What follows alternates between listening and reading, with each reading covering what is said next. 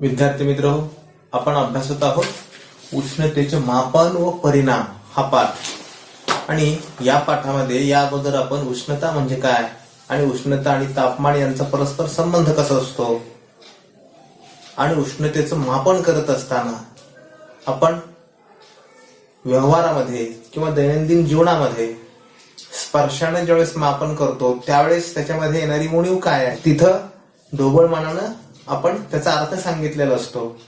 या सगळ्यांमध्ये असणाऱ्या त्रुटी आपण अभ्यासल्या आणि एखाद्या पदार्थाचं तापमान हे त्या पदार्थामध्ये सामावलेल्या उष्णतेच्या पातळीवर अवलंबून असतं, हे पण आपण अभ्यासलं। आता करेक्ट तापमान जर मोजायचं असेल, अचूक तापमान जर मोजायचं असेल तर आपल्याला स्पर्शाच्या संवेदना दाखवून देतात का अचूकता? नाही। मग यासाठी आवश्यकता असते तापमापीची। आज आपल्याला तापमापी म्हणजे काय आणि तापमापीची रचना आणि तिचं कार्य कसं चालतं याबद्दल अभ्यासायचे। या अगोदर आपण एखाद्या पदार्थामधलं तापमान कधी वाढतं याबद्दल सुद्धा अभ्यासलं। कधी वाढतं एखाद्या पदार्थाचं तापमान? ज्यावेळेस त्याच्यामधली उष्णतेची पातळी वाढते त्यावेळी त्याचं तापमान वाढतं। आणि उष्णतेची पातळी कधी वाढते? कोणताही पदार्थ हा अणूपासून तयार झालेला असतो आणि अणूच्या गतिशीलतेवर त्या पदार्थातील उष्णतेची पातळी अवलंबून असते। म्हणजे काय तर जेवढी गतिशीलता अधिक असेल तेवढं त्याचं तापमान जास्त असतं आणि गतिशीलता जर कमी झाली तर तापमान कमी होतं। म्हणजे गतिशीलता म्हणजे काय? कायनेटिक एनर्जी, गतिज ऊर्जा।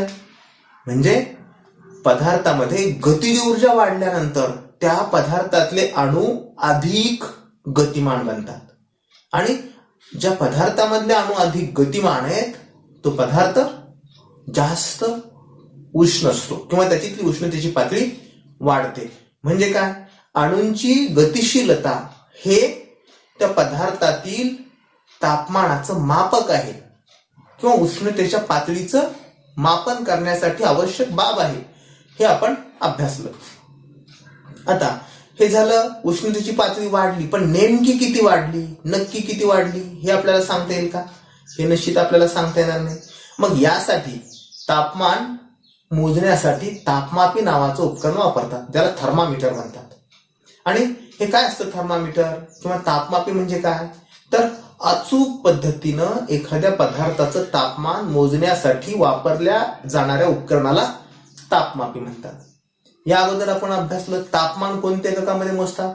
अंश सेल्सिअस मध्ये मोजतात, फॅरनहाइट मध्ये मोजतात किंवा केल्व्हिन मध्ये मोजतात। आणि आपण हे पण अभ्यासलं की अंश सेल्सिअस, फॅरनहाइट आणि केल्व्हिन यांच्यामध्ये असणारा परस्पर संबंध काय आहे। आता नेमकं तापमापी कशी तयार करतात किंवा कुठं कुठं तापमापीचा वापर होतो? आता साधारणपणे आपल्याला ताप आल्यानंतर डॉक्टर ताप मोजतात आणि आपल्याला सांगतात ताप किती आहे। साधारणपणे आपला ताप 100 गेल्यानंतर सांगतात आता परिस्थिती आवाक्याच्या बाहेर आहे, गंभीर बाब आहे, ताप 100 झाला म्हणजे। आणि मग आपण हे जाणून घेतलं ताप 100 आहे म्हणजे फॅरनहाइट आहे 100, अंश सेल्सिअस आहे का 100? नाही। मानवी शरीराचं तापमान हे निरोगी मानवी शरीराचं तापमान हे 37 अंश सेल्सिअस असतं। आणि मग 100 ताप झाला म्हणजे किती वाढला ताप तर तो फॅरनहाइट मध्ये 100 फॅरनहाइट झाला। आणि मग 100 फॅरनहाइट म्हणजे किती अंश सेल्सिअस हे तुम्ही आता कॅल्क्युलेट करू शकता, या अगोदर आपण अभ्यासलेलं आहे। परंतु आपल्याला शरीराला हात लावल्यानंतर सुद्धा स्पर्शानं आपल्या शरीराचं तापमान 37 डिग्री सेल्सिअस पेक्षा अधिक वाढलंय का हे तपासून पाहता येतं। आणि हे तपासून पाहिल्यानंतर आपण दवाखान्यात जाण्याचा विचार करतो की ताप वाढलेला आहे, तापमान वाढलेलं आहे। मग घरी ताप आल्यावर अशा प्रकारच्या तापमापीच्या साहाय्यानं तुमचा ताप पाहिला असेल असं आपल्या पुस्तकामध्ये सांगितलंय। खरं म्हणजे आपल्या घरामध्ये अशा प्रकारची तापमापी वगैरे काही असतं का? असा ताप आलेला मोजून पाहण्यासाठी किंवा आपल्या आईला एवढं समजतं का हे तापमान? आता सगळ्यांचीच आई अशी नसेल, परंतु आपल्याकडं घरामध्ये ताप पाहण्यासाठी डोक्यावर हात ठेवतात किंवा हातात हात घेता, गळ्याला हात लावून पाहता आणि ताप आलाय हे समजतं. परंतु घरामध्ये काही अशा प्रकारे थर्मामीटरच्या सहाय्यानं सहसा, तर सगळ्यांच्याच घरामध्ये नसेल, काही जणांच्या आईला हे समजतही असेल, मोजता येत असेलही थर्मामीटर त्यांच्या घरामध्ये.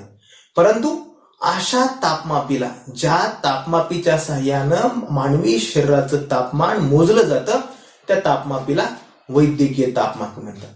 आता जशी ही वैद्यकीय तापमापी आहे, तसंच वेगवेगळ्या पद्धतीच्या तापमापी सुद्धा असतात. आता कशा कशा असतात ह्या तापमापी?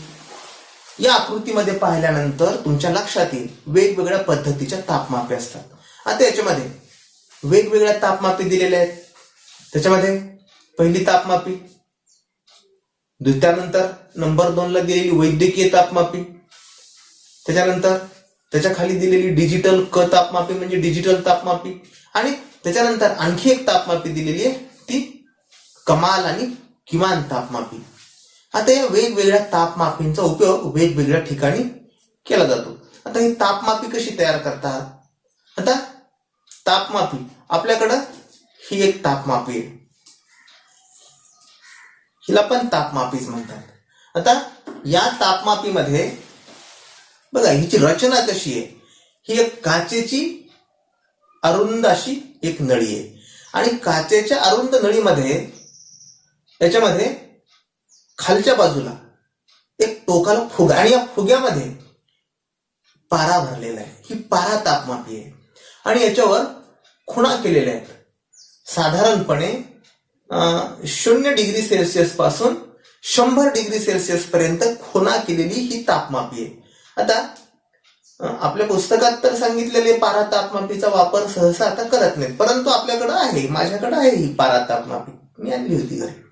तर कशासाठी पारा तापमापी? आता का वापर करत नाहीत आता पारा तापमापीचा?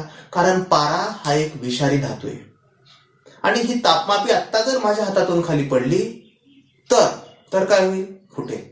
याच्यामधला पारा सगळीकडे पसरेल, आणि पारा जर सगळीकडे पसरला आणि तो मानवी शरीराच्या संपर्कात आला तर अत्यंत घातक असतो, हानिकारक आहे.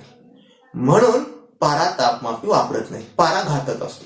आणि यासाठी याच्यावर पर्याय म्हणून आता अल्कोहोलच्या तापमापी तयार करण्यात आले. अल्कोहोल मात्र घातक नसतं, म्हणून अल्कोहोल तापमापी तयार करण्यात आलेली. ह्या नळीमध्ये अल्कोहोल भरलं जातं. आता हिची रचना कशी असते?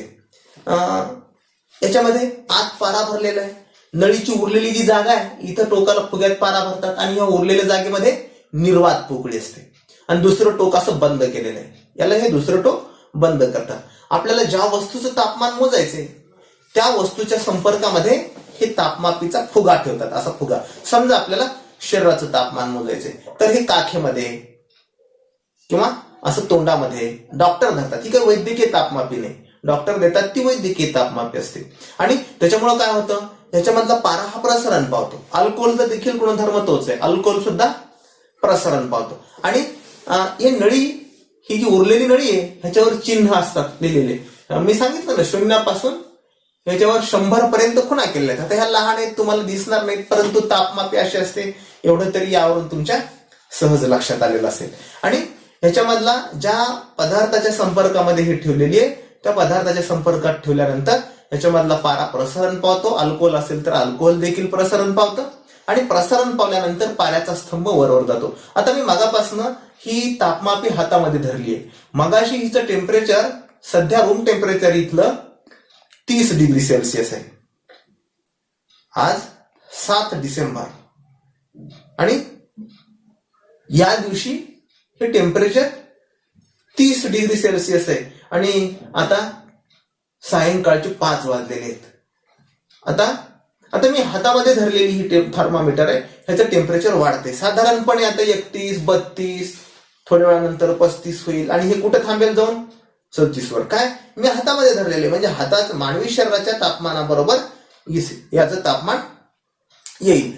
निरोगी माणसाच्या शरीराचं तापमान किती असतं? 37 अंश सेल्सिअस असतं. आता हे चिन्ह कसे निर्धारित करतात हा एक आपला प्रश्न आहे. हे चिन्हांकित करतात. सुरुवातीला काय करतात? ह्या फुग्यामध्ये पारा भरायचा, याला बर्फाच्या चुऱ्यामध्ये बुडवायचं. बर्फाचा गोठणांक किंवा द्रवणांक आपल्याला माहिती आहे 0. जिथं ते पाऱ्याचा स्तंभ आलेला असेल, मध्ये अरुंद पोकळी असते, जिथं पाऱ्याचा स्तंभ आहे तिथं खून करतात 0°C आणि तिथपासून वर पुन्हा एकदा उकळत्या पाण्यामध्ये हे ठेवतात आणि मग ही नळी उकळत्या पाण्यामध्ये ठेवली की उकळत्या पाण्याचं टेम्परेचर किती असतं? 100°C असतं. म्हणजे काय होईल? हा पारा प्रसरण पावेल आणि कुठे जाऊन थांबेल? एका विशिष्ट ठिकाणी जाऊन थांबेल. तिथं खून करतात 100°C आणि 0 ते 100 या खुणा झाल्या की मधल्या भागाचे समान 100 भागामध्ये विभाजन करतात आणि त्या प्रत्येक एका भागाला 1°C म्हणतात. या पद्धतीनं जसं ह्याची या पारा तापमापीची जशी रचना असते तशीच अल्कोहोल तापमापीची सुद्धा, नायट्रोजनची सुद्धा तापमापी असते. अशा वेगवेगळ्या डिजिटल तापमापी आहे, वैद्यकीय तापमापी आहे, वेगवेगळ्या प्रकारच्या तापमापी असतात. आता साधारणपणे जी तापमापी असते या त्या तापमापीमध्ये वैद्यकीय तापमापीमध्ये डॉक्टरांकडे असणारी जी तापमापी त्याच्यामध्ये 35°C ते 42°C पर्यंतच्या खुणा केलेल्या असतात. म्हणजे मानवी शरीराचं टेम्परेचर किती असतं? 37. त्याच्यापेक्षा जर खाली गेलं तर थंड पडलेलं शरीर आणि आणखी 32च्या खाली गेलं तर मग माणूस मरण्याची सुद्धा शक्यता असते शरीर थंड पडल्यानंतर. म्हणून आणि 37 पेक्षा जास्त वाढत राहिलं, 42 पेक्षा जास्त गेलं सेल्सिअस मध्ये, त्याच्यावर सेल्सिअसच्या खुणा असतात सांगितलेले. आता तर डॉक्टरांकडे डिजिटल ते थर्मामीटर आहेत तापमापी. त्याच्यामध्ये तर काही असं पाऱ्यासारखा, नायट्रोजन सारखा किंवा अल्कोहोल सारखा असा पदार्थ नसतो. त्याच्यामध्ये एक सेन्सर असतो, डिजिटल सेन्सर, त्याला संवेदक म्हणतात. तो संवेदक वापरला जातो आणि त्याच्यामुळे आपल्याला ऍक्युरेट तापमान लक्षात येतं. ही झाली वैद्यकीय तापमापी. त्याच्यानंतर प्रयोगशाळेमध्ये देखील एक तापमापी असते. प्रयोगशाळेमध्ये वेगवेगळ्या पदार्थांचं तापमान मोजण्यासाठी जी तापमापी वापरतात त्या तापमापीला प्रयोगशाळेतली तापमापी म्हणू आपण. आणि त्याच्यामध्ये साधारणपणे 40°C पासून ते 110°C पर्यंत तापमान मोजता येतं. म्हणजे याचा आवाका थोडासा जास्त असतो प्रयोगशाळेमधल्या तापमापीचा आणि तापमान आपल्याला मोजता येतं. दिवसभरामध्ये तुम्ही बातम्या जर ऐकत असाल, टीव्ही पाहत जा, पण काय पाहत टीव्ही मध्ये? बातम्या ऐकत जा, म्हणजे आपल्याला कळतं काय आजूबाजूला आपल्या काय घडामोडी चालू आहेत. बातम्यामध्ये दूरदर्शनच्या बातम्या ऐकत जा जास्तीत जास्त, त्या जास्त रंजक नसतात आणि त्यांच्या शेवटी तापमान देतात. तापमानामध्ये कमाल आणि किमान तापमान दिलेलं असतं. आपल्या पुस्तकामध्ये ही कमाल तापमापी आणि किमान तापमापी या तापमापीमध्ये जास्तीत जास्त तापमान आणि कमीत कमी तापमान किती असतं हे मोजलं जातं. या तापमापीला कमाल तापमापी आणि किमान तापमापी असं, कमाल किमान तापमापी असं हिचं नाव आहे. आता हे झालं तापमान ऍक्युरेट मोजण्यासाठी. याच्यावरून आपल्याला गडबडच होणार नाही आता किती झालं किंवा काय झालं.